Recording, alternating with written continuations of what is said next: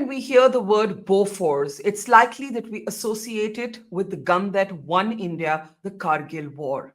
But for those of us old enough to remember, Bofors was actually and remains synonymous with one of India's biggest corruption scandals, one that was exposed for what it was, a murky tale of kickbacks, bribes, cover ups, and a cover up that involved politicians, bureaucrats, arms dealers, and middlemen. On the program today, we'll be meeting the iconic journalist Chitra Subramaniam, who broke that story, who's just out with a new book that takes us deep inside Bofors Gate. I'm Barkha Dutt, you're with the Mojo Story. The most startling revelation in Chitra Subramaniam's new book on Bofors is that India still does not know the truth of one of the biggest corruption and political scandals to have dominated our headlines for decades. Would you believe that there is a sealed box of documents with the CBI that no government, as Chitra Subramaniam's book reveals, has bothered to open? That there was a cover up was documented painstakingly in Chitra Subramaniam's iconic and landmark journalism. This book deals with the key protagonists, including Ottavio Kotroki, the man who was verified to have received a bribe in this scandal and the man who was allowed to get away.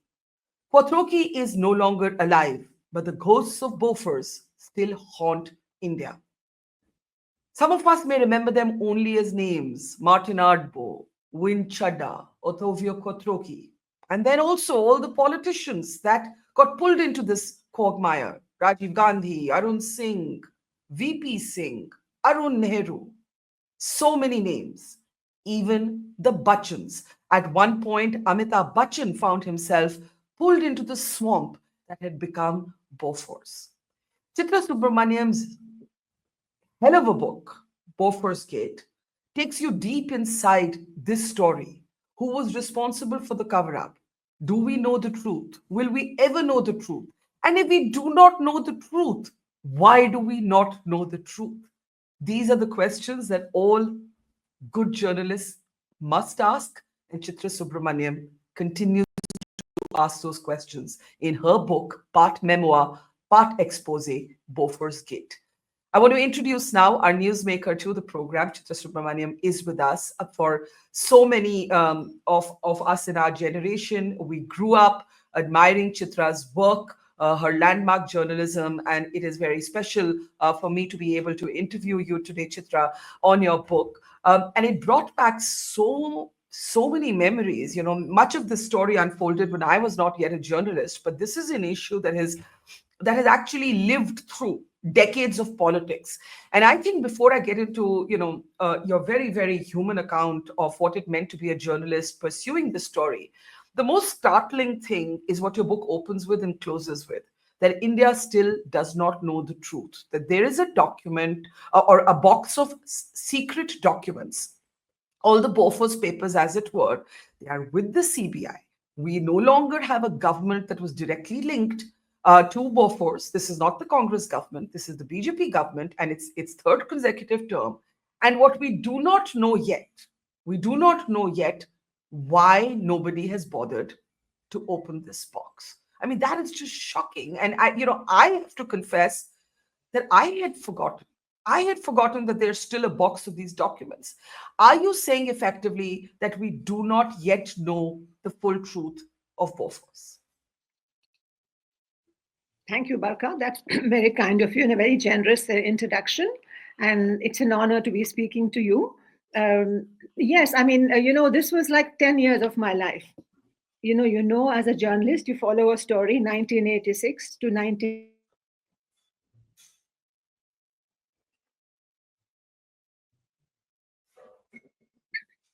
And let us not forget that this was the first time in the history of India that you won in a Swiss court.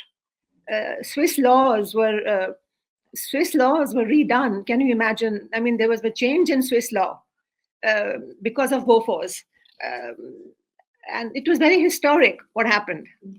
And then the documents have been sitting, and government after government comes and says corruption, corruption, this, corruption, that, but then they don't open the boxes. which to me is astonishing. And I don't understand why they don't Hmm. open it, because you would think that it's in the interest of every government, especially one that in the opposition, to open the boxes, right? So they're just sitting there, and I think they should be opened at the very One least.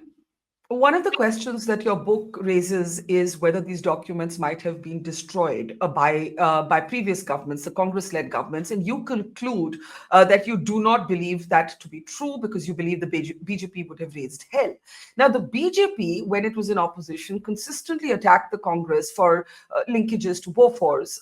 Now, it has been, as I was saying, it is now the third term of a BJP-led government. Uh, Modi, the prime minister, is not known to be soft on the Gandhi family or the Congress party in any way. What is your understanding of why this sealed box of Bofors documents with the CBI has not been opened? See, I don't want to get into any conspiracy theories or understanding. My understanding is that, this is beyond, for me, beyond the Congress or beyond BJP or anything. As I say in the book, it's a self respect of a nation. You've gone out and you've fought stuff abroad, and corruption has been proved. So even if the documents have been destroyed, you can get copies from Switzerland. They are known to keep copies. I mean, this country is known to keep copies for hundreds of years. So it's just a phone call away. And I keep saying this, that why don't you? I don't have any understanding, and as a journalist, Barkha, I don't want to have any understanding, because I don't want to make a compromise with the truth. Absolutely. So let's get to some of the very textual details that emerge in your book. The first thing that I think really came home for me was the cost of pursuing the truth, Mm, right? mm, And you share being a mother with a young child at home. You talk about how at one point in the investigation, which as you said was 10 years of your life, you start receiving threats directly. This is an age before the age of WhatsApp calls and so on. There are messages left on your machine saying that your son would be killed. You are able to tell that these calls are coming from India. How do you cope with that? I just coped. you know I mean, there's thing about, I could have stopped, right? But there was something inside me that said, no, you have to go on. I was afraid. There were moments I was very, very afraid. But I think I had an environment. I felt I had my husband, and my car brakes were slashed. My windshield wiper was broken. I mean, and I went under my car with a broom to see if there was a bomb. And there were moments I got very scared because there were documents posed outside my flat. But Barkha, I can't explain why. I just continued. Now, when I look back, I'm afraid what I did. I mean, if my Hmm. daughter did something like this, I would go through the roof. But that time, I just went on, because somewhere I felt that, I mean, India needed to know the truth, right? I mean, call it anything, call it idealism, call it patriotism, call it whatever. But I needed to go to the end of the story. And you've been a journalist, you've pursued Hmm. stories despite great risks. So you know what it is. It's like when a story gets to you, you just can't sleep. And then, of course, the sources came, and I started getting the sources, and then I found that I was getting information. Yeah. Yeah. I think one of the very perceptive things you've said is that the fear comes later. You say that today when you look back, you're like, oh my God, how did I do it? Yeah. But when you're living that story, when you're Mm. consumed by it, Yes. you literally can't. I always say when people say, why did you become a journalist? I said, unless it gives you that knot in your stomach, unless it keeps you up at night, you're meant to be doing something else. I mean, you're a Exactly. journalist if this keeps you up at night, and nobody has the absence of fear. It's all about displacing or deflecting or postponing the fear till you do your job, and then the fear hits you. So, but again, you don't necessarily have organizational support when you're breaking the story. And we'll No. come to this later in the conversation. You have a somewhat tense, fraught equation with the Hindu, where you first begin to send your exposes, including with the editor N. Ram, and we'll come to that later. But I think what really shines through is this conflict that you're managing between being a mother and a journalist. And I think at some point you say the thrill of journalism, basically won over the guilt of motherhood. And that is something so real. And of course, it could happen to fathers as well, but in particular, we as women deal with this. Talk a little bit about that. Your son is getting death threats. I mean, there are threats saying that your son will be killed. You're a new mother, a young mother. You don't have organizational support. You're getting these midnight calls. Um, your whistleblower is looking out for you, but knows that it says to you at one point, if we can go to that slide, that if you lived in India, something nasty could have happened to you, right? So, Barkha, journalism is a very noble profession, and you know this. I mean, and when you find a story, something like this, of course, I was afraid, but I was building very slowly. I was also cutting my teeth. I was cutting my teeth as being a young mother, but I was Mhm. also cutting my teeth in journalism. And Yeah, imagine, I mean, this is the biggest story you've got in your country. And yeah, in the beginning, I didn't know how big it was going to be. I mean, I didn't know who it was going to be. And I didn't believe Rajiv Gandhi was involved. I genuinely didn't believe, because when the Congress became 100, he said, no, we'll clean up the corridors, and I'll throw out all the arms dealers and all. And I genuinely believed it, because I was young and he was ambitious and I was ambitious, and I continue to be ambitious about my country. yeah, So, and then I found that, his job description, Barkha, was not to sell India for, was not, bribes were not in his job description. yeah, In my job description, it was to find out the truth. So, it was like I was following this stuff. And then I was also uh, under, growing up as a mother, things like pumping my breast milk, with my mother being here, and she fainting, and then she says, I won't touch it because it's a sin. I go and meet an arms dealer who gives me a complete, like a GPS. He explains to me what's going on. He says, I mean, if you wish, I was just thrown into this thing deep end. Part of yeah. it was the thrill, part of it was the fear. Yeah, and that's usually how it is. It's this weird mix of adrenaline, fear, anticipation, survival. It's so many different things all at once. It's emotionally exhausting, but it's the adrenaline powers you through. Now, you are publishing your exposes initially in the Hindu newspaper, and I want you to talk a little bit about, that relationship with N. Ram. There are portions in your book where you speak about how, Ram instructed you not to speak to the rest of the team who's covering this story. And at times you are upset with him because a lot of documents and information that you're sharing with him, he is sharing with those whom you're actually trying to expose. If we can go to the next slide, please, and look at what the book actually says about N. Ram. And at one point you say N. Ram was often domineering and unsupportive, and your whistleblower is also not happy because Mr. Ram, according to your book, is at some point approaching the Hindujas who are drawn into this quagmire. At one point of time, he talks to Rajiv Gandhi directly, and he says, Yeah. "If you, according to your book, he says, if you give me a business class ticket, I will come with boxes of evidence. I'll fly out with boxes of evidence and place it all in front of the relevant authorities." Talk about this relationship. Now, newsrooms are volatile places. They are rocky places. There isn't a reporter in the world who hasn't had a fight with her editor, and vice versa. But at some point, your disagreements with Ram become big enough for you to actually move your reportage to the Indian Express.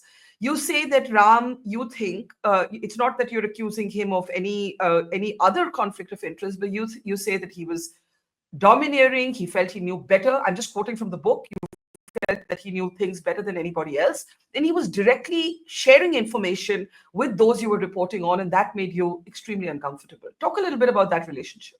So to begin with, in the beginning it was a good relationship. I mean, I was doing good work, and Mr. Ram Hmm. himself has acknowledged that. I mean, I had got all the documents, but slowly as we moved along, I found that he became the story. Because I mean, I'll give you this most important thing. I mean, with the Hindu Jars, let's take the Hindu Jar set up the interview with the Swedish Prime Minister, Mr. Ingvar Carlsson. Now, Hmm. the readers are not told that.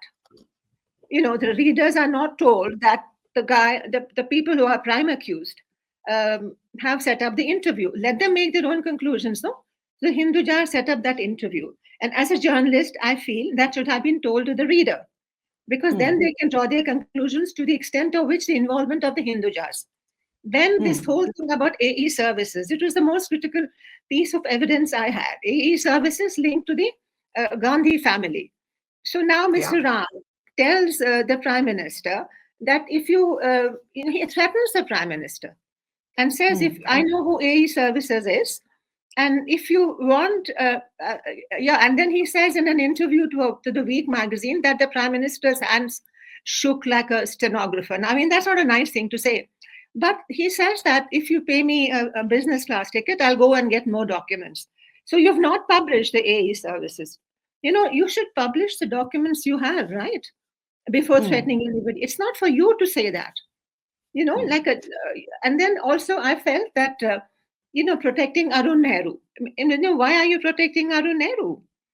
So a series of things that went on. And remember, this was not the type of WhatsApp, or there was no information coming back. So I would just get a call from Kumi Kapoor saying this is what is going on, and thank God she was there, because you would have to. And I was raising a baby, so what's my priority? Somebody's ego or my baby? And then Hmm. soon it got involved with the fight for supremacy in the Hindu family.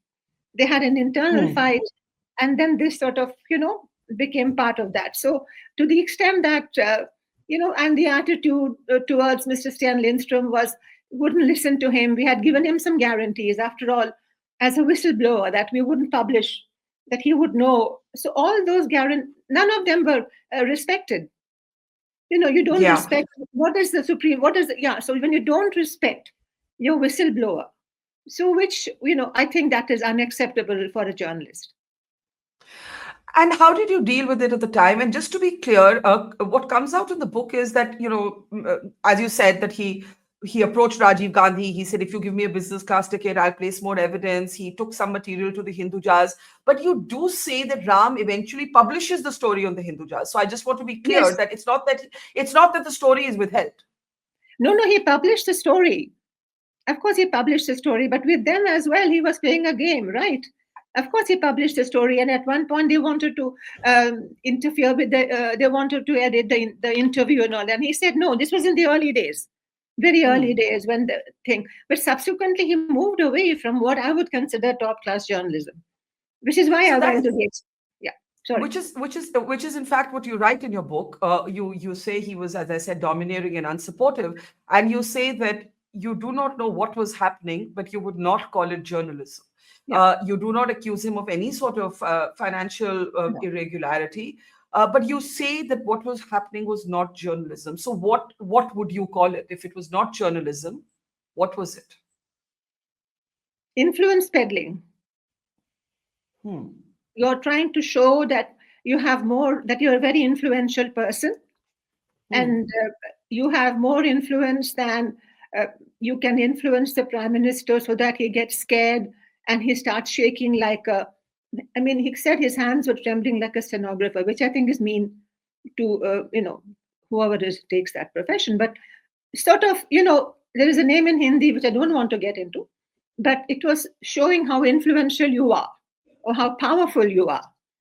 That you can actually threaten the prime minister of a country, which to me was not journalism. Journalism to me means when you get the documents, you print it, you do your corrections, and then you verify it, and then you print it. And by the way, Sten Lindström's name was circulating in Delhi. Now, Hmm. how did this happen? So Sten stopped talking to me for a whole month. And then he found out that it was not me. So, there were a whole lot of a lot of stuff going on, and at the background, I'm trying to raise a child, a baby. Yeah. Yeah. Did N. Ram ever like sometimes when you have a disagreement, you say what you think, he says what he thinks. Did you ever have that critical conversation with him? No, because according to me, he is according the conversations with him is that there is no conversation. He's the boss, and he can be never wrong. Hmm. That's the thing. Yeah. So So, there was no. I mean, there was absolutely no exchange. No, so no, there wasn't that sort of space to you where no, you could no, express what was making you unhappy or uncomfortable. no. But see, at one point, Barkha, you know, yes, he's the boss, right? That we take Yeah. that. Yeah. But I am my space as a reporter has also got to be respected, no? And it's a big story. So as Yeah. I'm growing in the story, my space as a reporter is also growing. Yeah. So when you don't respect my space, and then he sort of went back and forth between editor and reporter. So I would never know which leg to dance on. Am I speaking to the editor or am I speaking to the reporter? So it was uncomfortable for me. And Yeah. then things like, we don't do this in the Hindu, we don't do this, that in the Hindu. And then suddenly, can you check this out? Can you check that out? So, it was not easy. And then your reportage moves to the Indian Express. But I want to come to another very critical set of characters in your book, and that is Amitabh Bachchan and his wife, Jaya Bachchan. Well, she's not a critical character in the Bofors story, but she comes with him. They come to your home for dinner. You are never convinced that Mr. Bachchan has received any sort of money, any sort of bribe. And Bachchan has spoken often. This is only one of the headlines about how painful it was for him to be drawn into this controversy. And he arrives at your apartment. He has dinner with you. Your mother-in-law makes gnocchi. So you can see that I've read the book. And then you start getting attacked for your position on Bachchan. And we'll play out those excerpts. So what you say in the book, if we can bring them up now. And you are called an Amitabh Bachchan mole. There is also sort of slander, which worse kind of slander, which is typical of how women journalists are spoken about, implying a Exactly. personal relationship with Amitabh Bachchan and so on. Talk a little bit about, and I think somewhere in the book you say, I was not a Bachchan mole, I was a fan. Yes. And so there's a very human account of how the Bachchans come home for dinner. And you say perhaps for the first time in your life, in the beginning, you're a little tongue-tied. You're hoping Bofors doesn't come up. Maybe we'll stick to poetry and Harivansh Rai Bachchan. Of course, that Yes. doesn't happen. So what happened?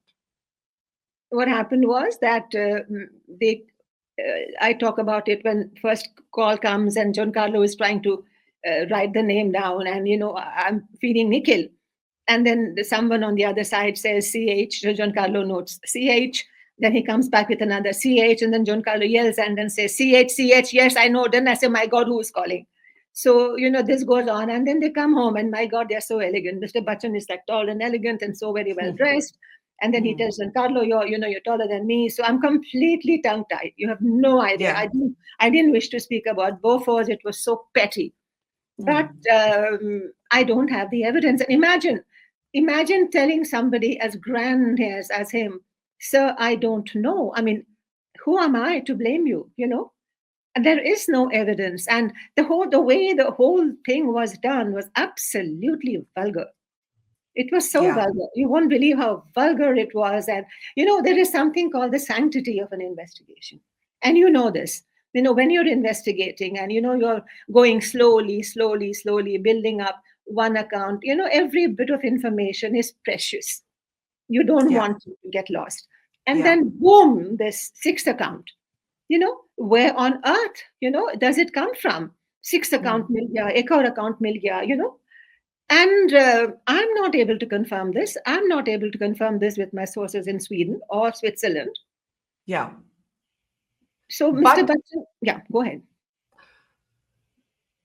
Bofors is seen to have changed the relationship between Mr. Bachchan and the Gandhi family. nobody actually knows for sure. I have tried in multiple interviews over the years to try and understand what happened. How did these two families that were so close completely move apart? But let's stay on Bachchan for just a moment. At some point, you are so convinced of Bachchan's innocence that Bachchan asks you whether you would consider testifying. You think Yes. about it and you decide that you can't do it. But you send him a fax, Yes. and those were the days of faxes, with whatever you know up until that point. Yes. Journalistically, you believe this is not breaching your integrity because you're just sharing what you know and Yeah. what you actually believe. But Rajat Sharma, who's a senior journalist here in India, pounces on you, goes after you. He's not the only one, and everybody accuses you of basically shilling for Amitabh Bachchan. Yes. How do you deal with this? How do you cope with it? I think it's very poor journalism because if Rajat Sharma wanted, all he had to do was to pick up the phone and ask me, "What is that fax about?" Right? Did Hmm. you send the fax, and can you explain the context of it? But of course not, because I don't believe he's a journalist, and you just go after me. There's a whole context to it, right? This has been so. I don't. I mean, it's such a small detail, and of course, I mean, I don't want to talk about the other rubbish that was written about me because I have them all. But And you that know, rubbish was basically insinuating a personal relationship between you and yeah, Mr. Bachchan. yeah. Thank God it was him and not someone else, because imagine, I was flattered that, I mean, very flattered. But and thank God my husband. I mean, can you imagine if it was, well, you know what I mean? Yeah, But yeah, yeah, and but if you get something as important as this at yeah, such a critical phase, would you not speak to the person and say, "Listen, yeah, I have this facts. Can you please explain?" I mean, yeah. that's a basic journalist. So I don't believe he's a journalist. Yeah. But how did you cope with that? Because Rajat was not the only one going after you. You write in the book that there was, gossip columnists, editors, influential people basically going after you, all guns blazing, for accusing you of protecting Amitabh Bachchan. Now, what I want to ask you is, you describe this evening when they come home for dinner, the gnocchi that's made, your mother-in-law saying what an elegant man. You talk about his perfectly tailored trousers, his socks with that go above his calf, all the rest of it, And the you read elegance. my book. You've read my book. I have read your book. I am old school in that way. I do not do interviews before reading a book. But my question is, did he seem shaken? Did he seem hurt? Did he seem angry? Or did he not reveal how he was feeling when he comes Yeah. home to dinner and talks to you? We are no. How did I cope? First of all, I didn't get to see all this. Thank God. Yeah, It was not in the days of the WhatsApps and that. correct. Yeah, we met a few times after that. And of course, he was hurt. He was devastated. The Hmm. man was devastated because they went after him. They froze all his bank accounts. I mean, including, I think, I think the man was devastated. The man was devastated. They treated him badly without any evidence. You know, One of the sentences in your book is Amitabh Bachchan was hounded by the machinery of the Indian state, while yes, Wing Chadda, while Wing Chadda was actually being able to come and go with a much greater degree of freedom. And you point yes. out that irony that Wing Chadda had more freedom than Amitabh Bachchan. So who was after Amitabh Bachchan? Who do you think was after Amitabh Bachchan? And why? It's a good question, Barkha. Yeah, Win Chadda was going in and out of the Indian mission in New York, pretending to be ill. Uh, I think there's a lot of envy, Mr. Bachchan, Hmm. Mr. Bachchan being who he is. Yeah, Uh, Indians don't like successful people. I correct. mean, they just don't like anyone who's successful, who doesn't need the state. And it's just this, I think it's envy. I mean, here was this, I can't, I mean, subsequently, I mean, he was very badly treated. And then he took people to court. But imagine what it means to be accused of something like this. It is horrible. Yeah, It's horrible. And it's horrible for me as a journalist, sort of, I'm little compared to him, Barkha, No, yeah. we met a few times in Neo. We were talking. The man was, it was horrible. It was horrible. Yeah. You are less complimentary about Amitabh Bachchan's brother Yeah. Ajita, Yeah. who you described to be long on self pity and short on manners, if I remember your sentence correctly. Why was Ajita Bachchan so different to you from his brother? Because he's like Mr. Bachchan, Amitabh Bachchan is self-made, right? I mean, Yeah. I mean, Ajitab is what? He's Amitabh Bachchan's brother. Yeah. So, I mean, he can afford, he's not an Amitabh Bachchan. So he's sort of full of himself. Mr. Bachchan is But not what did full of, he? But what did Ajita Bachchan want from you? What did he seek from you? I've built this flat on my own, blah, blah, blah. I'm not interested in your story. I'm here, my children are going to school here. I mean, I'm not interested in your story. He's not an Amitabh Bachchan. Amitabh Bachchan was not at all victimhood. He was not playing the victim, not pretending to be a victim at all. He was And more shocked. And Ajita pretended to be a victim and called me at all times of the day and night. And I was telling him I was a small kid. Yeah, I mean, come on. did that ever come up in your conversations with Amitabh Bachchan? How his brother was No, behaving? no, no. It was too. I told him, but it was not important enough. No, Hmm. I did tell him. What did I tell him? I don't remember. No, he was not important enough. Hmm. Now, your book is also powered by your relationship with your whistleblowers.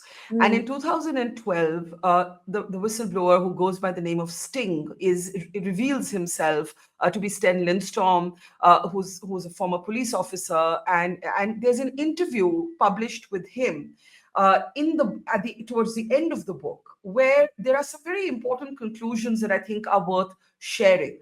And one is that he is absolutely certain that he in his estimation, that Rajiv Gandhi did not receive a bribe but presided over a cover up, and that Kotroki, and let's talk about the person known as Mr. Q, Ottavio Kotroki, a close friend of the Gandhi family, did receive a bribe of $7.2 million, and then he is allowed to flee.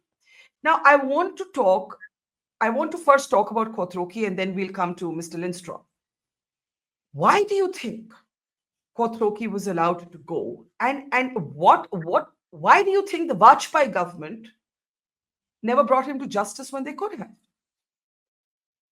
Because yeah, Quattrochi was he was linked to he is close to Madame Sonia Gandhi, and Yes. he brings his AE services, and then the contract he says that if I don't get you the deal within 3 months, you don't have to pay me, which is ridiculous. Nobody knows. There's no arms dealer who would tell you that I can get you a contract. He was a very powerful person.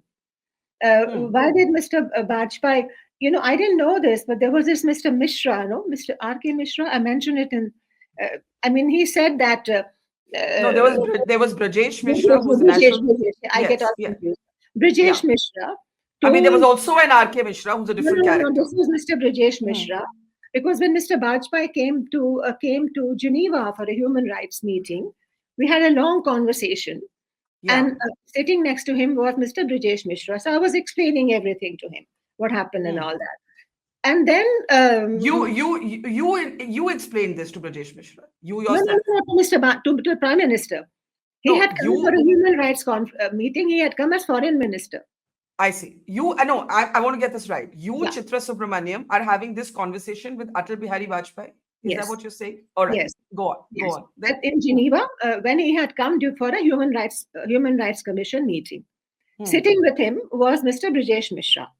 So I Okay. explained everything to him. This is what happened. This is what happened. Blah blah blah. And then we didn't talk about it. Hmm. Then I went to meet Mr. George Fernandez. Right. Mr. George Fernandez was defense minister, and he was one of the early people saying, Rajiv Gandhi, Rajiv Gandhi. So Mr. George Fernandez told me Hmm. that he was told by Mr. Brajesh Mishra to not touch the files. So, you realize there are wheels within wheels, which is when Sten Lindström told me that, the fact that a government goes doesn't mean that the next government is going to go after it. So it was George Fernandez who told me this, that Brajesh Mishra had told him that don't touch the Bofors files because it's so, I mean, look at what it means to me as a journalist. You come to power, on a story, and then you sort of pretend, they just don't respect you as a journalist. So, But this. but I'm thinking, why? Like I'm not able to understand just as a student of politics. Why? I can understand that we can say the Congress didn't want to explore or investigate Bofors because Kothroki was close to the Gandhi family, and Kothroki, the money trail seems to end at the door of Kothroki, at least as far as we can establish with evidence. Now, why would Brajesh Mishra, key aide to Atal Bihari Vajpayee, tell George Fernandez, who's defense minister in their own government, not to touch the Bofors files? Who are they protecting? Sonia Gandhi. Why? Why would they need to protect Sonia Gandhi? I can't answer that. I mean, I don't have an honest answer to that. Did she have to do something with the government staying in power? Would they need her? I don't know. Why would you need to protect her? Right, good question. But I was told this directly by Mr. George Fernandez, that Brajesh Mishra had told him not to touch the Bofors files. And even if we say that Vajpayee was a different kind of politician, that they all came from a different school of politics where they protected each other, we are no longer living in the Vajpayee era of politics. We are living in a very Darwinian age of politics, and so it's even more startling that we continue to not know the full truth. Towards the end, I want to ask you about Sten Lindström.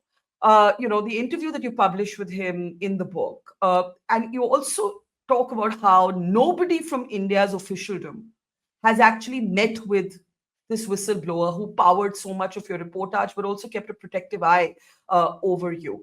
Talk about that. Why they didn't meet, I cannot understand. Mr. Khatri was there, the head Yeah. of CBI.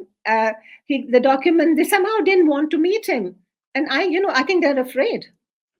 They were Of afraid finding of out what? that the documents were correct, that there was corruption at the highest level, that Mr. Gandhi oversaw one of the biggest corruption scandals in India. Even he didn't take any money, but the whole system was corrupt to protect him. If you look at the legislature, the parliament, everything was corrupt. This is what General Sundarji says in this interview, that kind of damage will take a many years to recover, if you recover at all. So That's important because I think people of this generation will not remember that the JPC, the parliamentary panels, everybody basically gave a clean chit. yes, yes, everybody gave a clean chit. The JPC gave a clean chit without even having an investigation. Everybody was out to give a clean chit. Yes. So when you have the whole system doing that, and by the way, Sten Lindström's daughter Ilva, she's going to release the book, because she's coming to release the book, because that's how important it is. I mean, this also reflected on Sweden. It had, so nobody went and met Mr. Lindström, as if they were afraid to face the truth. How did he process that? What was his interpretation of it? Philosophical. Hmm. He's a very stoic person. So, when I told him I was very happy that Mr. VP Singh came to power, he said, well, Chitra, there are wheels within wheels. VP Singh did meet with him, right? If I'm not wrong, VP Singh met with Lindstrom? No. Nobody Nobody. ever met with Lindstrom? No, no, no, no. And he said, there are wheels within wheels. I mean, for him, the disappointment itself was to see how his own government, social democrats, were so corrupt. So is a very stoic, philosophical person, and has, there were times when I wanted to give up, and he said, no, you can't give up. You have to go. So, um, Is there some sense in you? I mean, obviously, as journalists, our job is to do the story and then let the story speak for itself. We are not there to direct the change that should flow from the story. But when you saw Kothroki be able to leave India, when you saw, and by the way, I think you shared a Facebook post in an earlier interview of Amitabh Pandey, who was then an IS officer in the government, and he spoke about how I'll send it to you. I found it in my research, but basically he was an IS officer who spoke about how everybody was looking the other way while Kothroki was leaving India. That was the important part, and eventually his accounts get unfrozen. Kothroki is basically able to get access to those get bribes. We have away. presumed, yeah. Now, when you see all of this decade of hard work, and then you see a Kothroki getaway, you see the box, the sealed box of documents still lying in CBI unopened. Do you sometimes feel frustrated journalistically? Yes, Barkha, I do. I do, Yeah. and I have felt bad, But I'm a very positive person. I have to go on. I mean, I can't tell my children, no, that it's okay to be corrupt, don't get caught. And this is where the mother raising the kids is, you have to fight. You have to fight. And systems are like that. They will crash in all around you, but you can't give up. Giving up is too easy. So I go on ups and downs, crying, all of that, Barkha. I'm only human. And were they roused in the family over how consumed you were by the story? Oh yes, oh yes. John Carlo and I didn't speak for almost a year. We were going Yeah. around the house and all. Oh yeah, the marriage also took a beating. Yeah. It's impossible that it doesn't. Yeah, it happens. How can it not happen? Yeah, exactly. So how did what happened? Like, what would you tell yourself? Or would you not have to tell yourself anything because you were so consumed by the story, which I kind of relate fully to? What would I tell myself? When this conflict is happening, right? You've got all of these anxieties about this investigation. You've got your husband in somewhat of a angry sulk. You've got your own guilt as a mother. All of this is happening, but you're actually overwhelmingly consumed by the story. So how do you deal with these competing impulses in you, or was it not even really a competition? The story won every time. Story one every time. But story was guilty, and then I was talking to myself, and I was doing everything. I thought I was pretending I wasn't a mother. I was pretending I wasn't doing this. I wasn't pretending I wasn't scared. Everything was going around at the same time. But the documents were coming. I mean, Sten told me you don't have a choice. You are the fulcrum. The documents will keep coming. So even the thing, we should talk about how, when the uh, uh, Madhav Siv Solanki happened, and I was not going to work on that. And I said, I'm not going to work. I'm not going to the facts. That's So right. my source said, if you don't go to the facts, you'll regret it. And then brrr, this facts comes out. Mr. Madhav Singh. And then that too, Mr. Prabhu Chawla says he had the document. I mean, look at them. He didn't get the document. I got. I mean, I can't believe that people actually, claim credit for work they have not done. So I became like this thing that documents kept coming to me. And Yeah. but I don't have if today someone tells you, a mother, a working woman, that it's easy, it's not easy. It will never be easy. Let no one tell you that it's going to be easy. You cannot be And it perfect. and it will always be so much tougher for women. I mean, we may not Absolutely. be. And you'll be judged. And this is something Madhu Trahan told me. You will be judged for everything except your work. You'll be judged for the way you look, the way you stand, the way you sit, the way you talk, the way you everything. So, I have a daughter now. She's in her mid 30s, and, wonderful son in law. But the burden of raising the house and all that, it's disproportionately on the woman, because Always. the labor market doesn't understand that, women have a different role to play.